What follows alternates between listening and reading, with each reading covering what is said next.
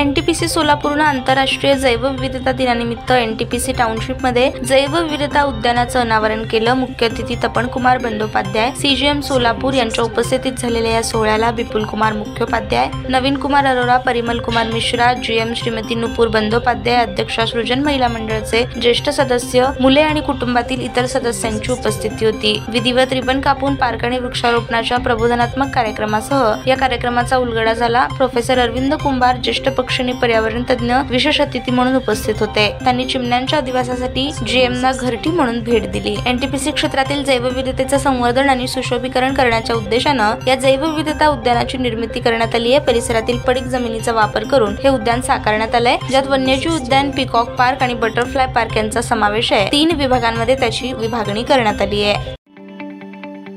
ताज्या बातम्या पाहण्यासाठी प्राईम महाराष्ट्र न्यूज चॅनलला सबस्क्राईब करा।